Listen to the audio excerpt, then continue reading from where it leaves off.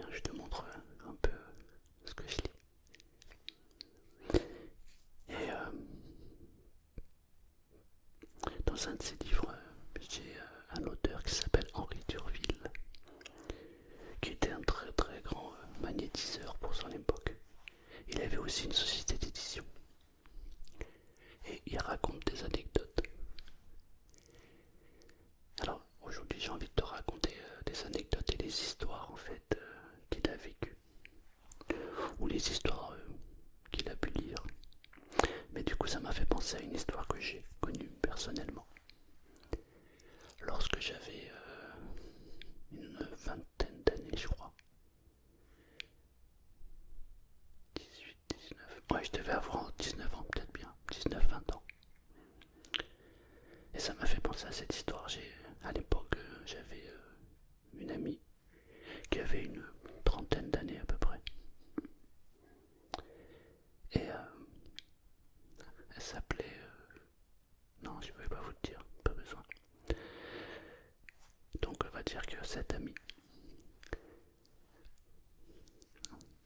En fait, on avait des discussions philosophiques sur la vie.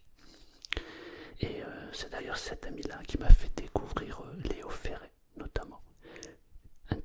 Une chanson de Léo Ferré qui s'appelle Il n'y a plus rien. Elle m'a dit, écoute ça, c'est pour toi. Et quand j'ai écouté, j'ai pris une tarte.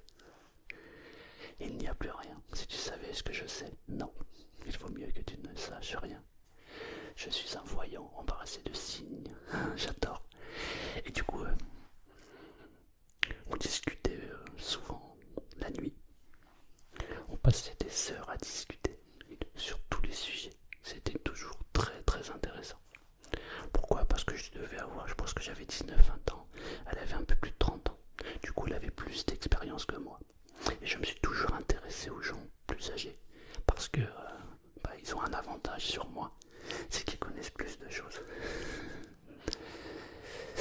Et du coup, elle me disait, à 50 ans, je serai morte. Et je lui disais, mais pourquoi tu dis ça? Je le sais, je le sens, je suis persuadé. Elle avait une conviction profonde. Elle était persuadée qu'à 50 ans, on ne se ferait plus partie de ce monde. Alors elle avait une expérience personnelle qui avait été très traumatisante. Parce que dans les années 80-85, je crois, il lui est arrivé une histoire juste incroyable.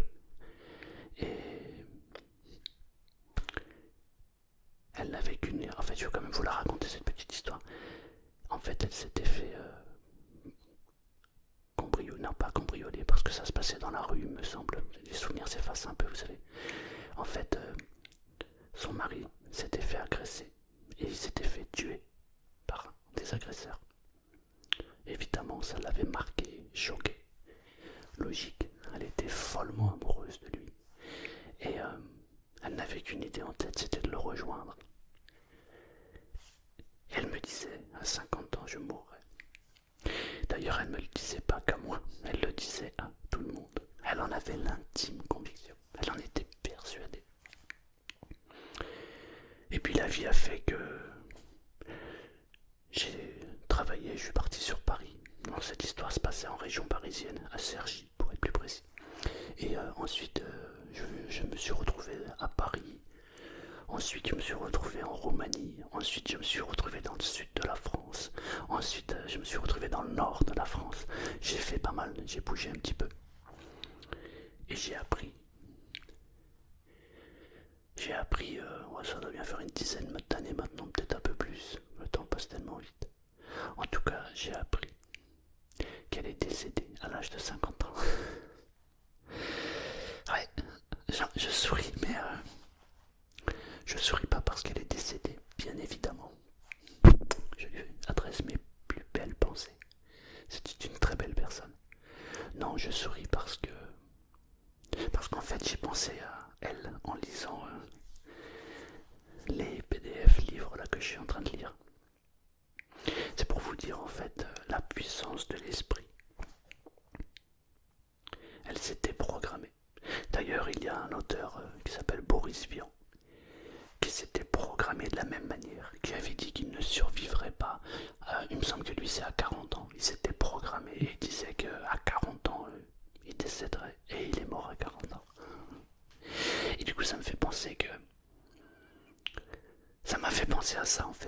train de lire parce que je vais vous raconter deux histoires que je viens de lire. Et je trouve ça juste fascinant comment l'esprit peut nous influencer. Alors, ce que je trouve dommage en fait, c'est que à l'école on nous apprend à lire, écrire, enfin de moins en moins,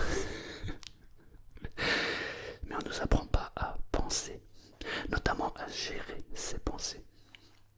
Celui qui est capable de gérer ses pensées, celui qui est capable de faire une pause dans ses pensées, d'orienter ses pensées à le monde à ses pieds.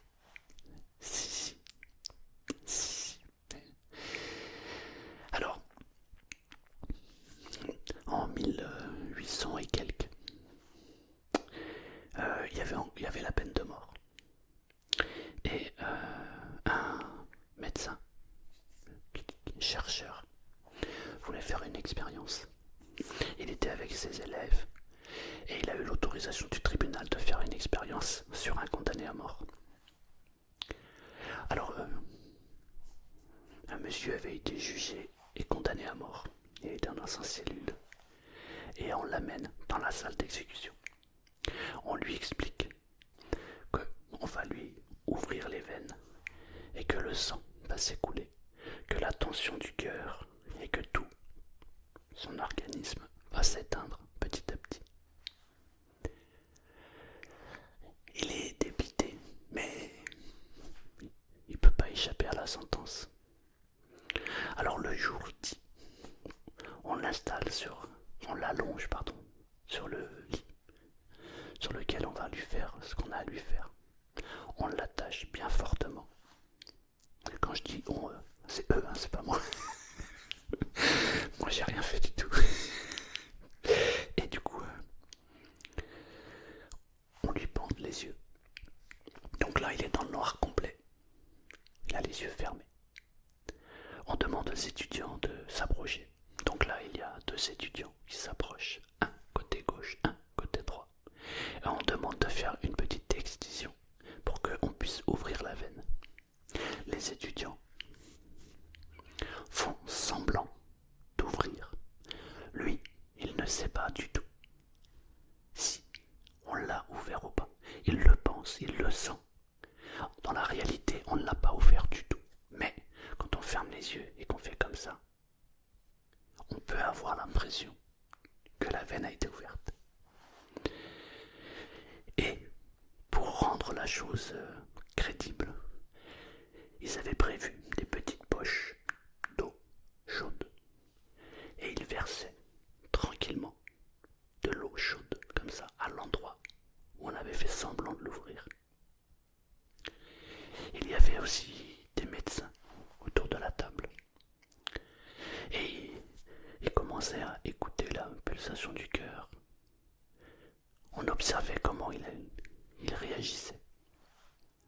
Eh bien, à la surprise générale, il a fallu à peine 4 minutes pour que le monsieur décède. Il n'avait pas été ouvert. Il n'avait eu rien. Il n'avait rien eu du tout. En fait, on n'avait rien fait sur lui.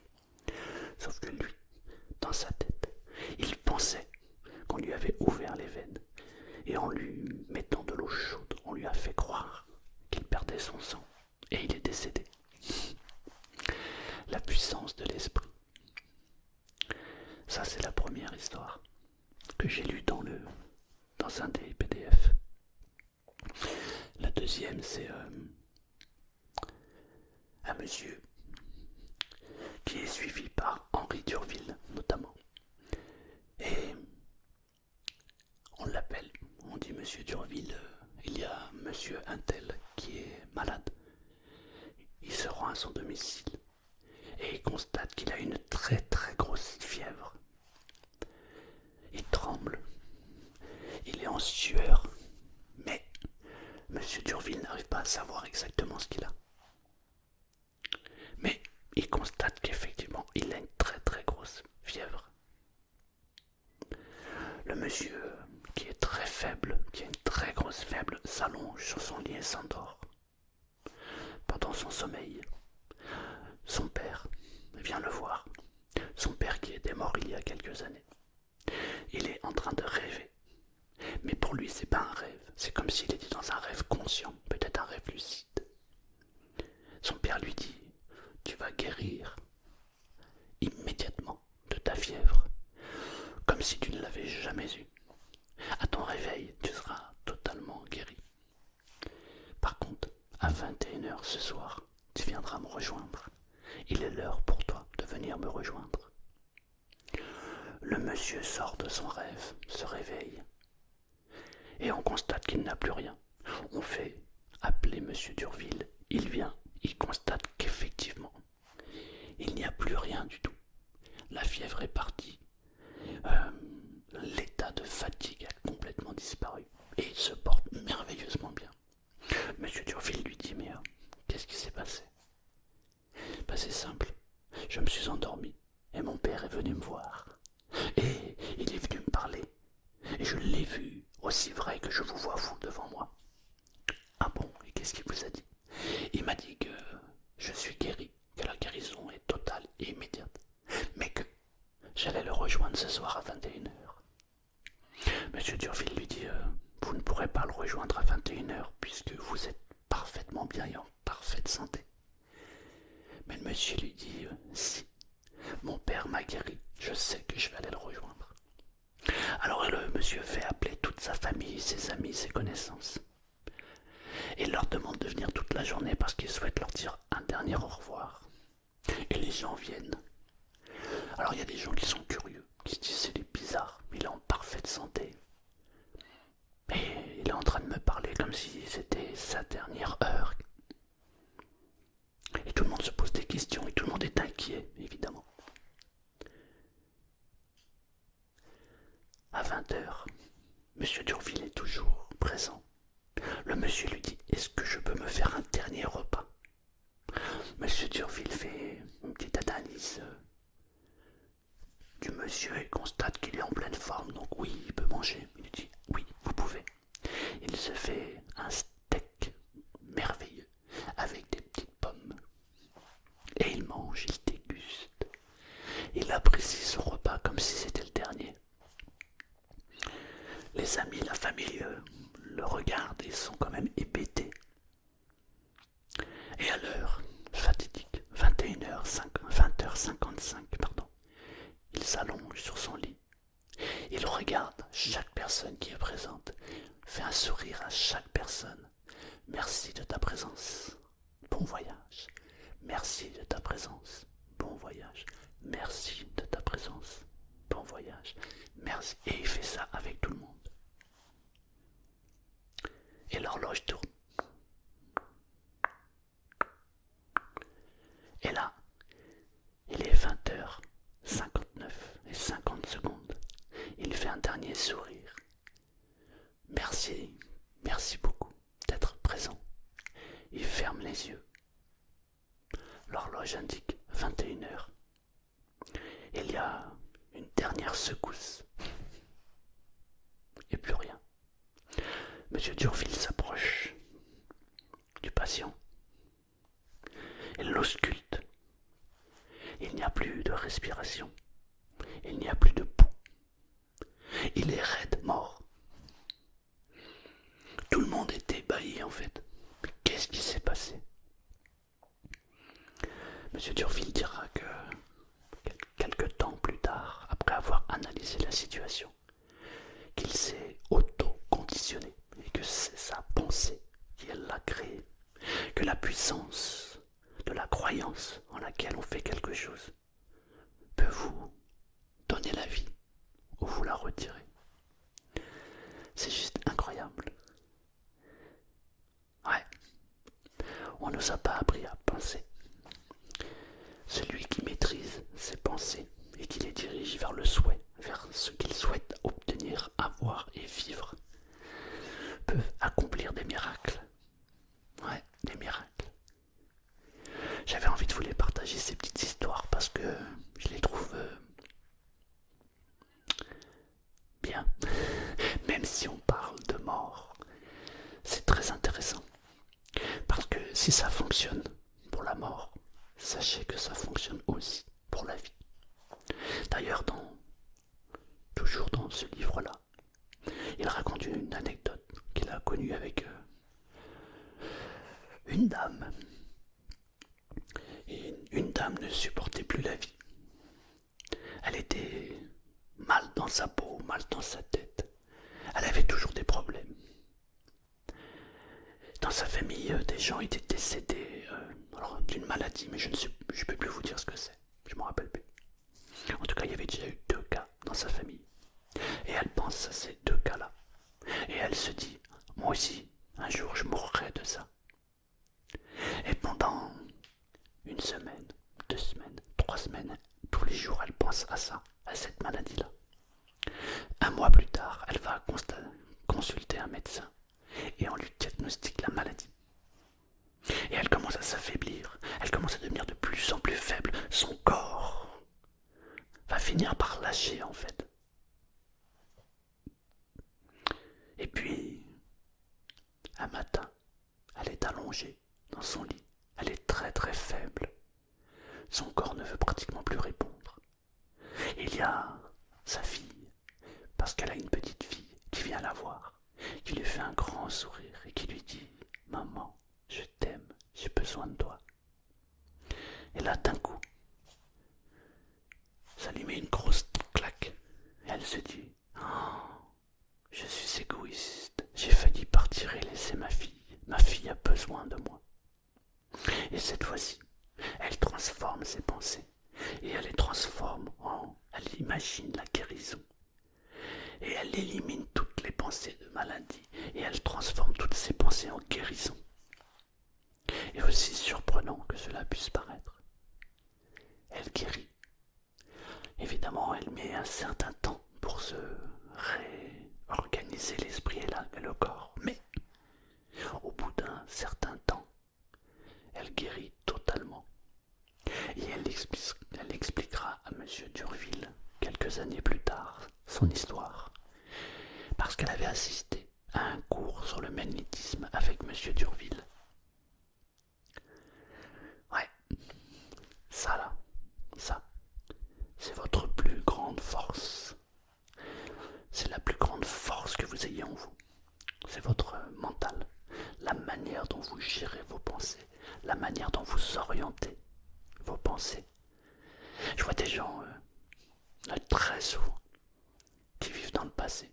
Ils en sont tout le temps à repenser, à ressasser tout ce qui leur est arrivé. Je vois aussi des gens qui se projettent dans le futur et qui s'imaginent une vie. C'est très bien de s'imaginer la vie qu'on veut quand on se pose un objectif. Mais le plus important, c'est cet instant. Cet instant-là, aujourd'hui, maintenant, tout de suite, ce moment où je vous parle, ce moment où vous m'écoutez. Si vous focalisez toute votre attention sur cet instant présent, sans vous poser de questions, juste en vivant l'instant.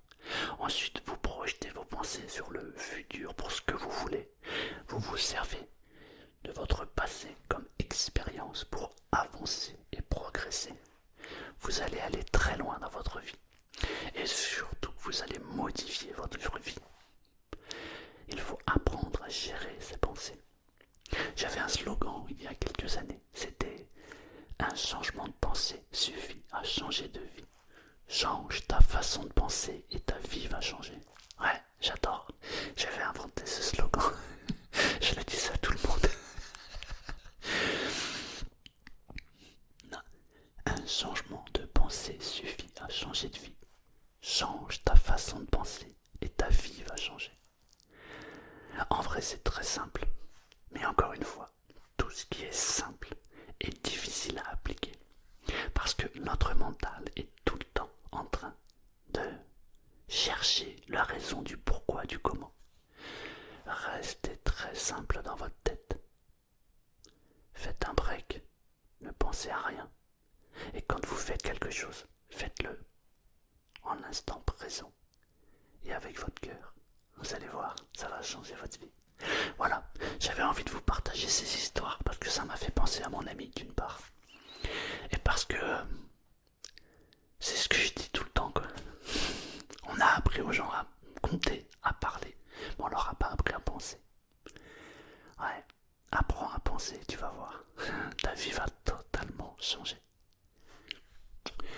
Merci d'avoir écouté. Si t'as kiffé, mets un j'aime, partage. courage, abonne-toi. En tout cas, ça me fait plaisir de faire ce que je viens de faire.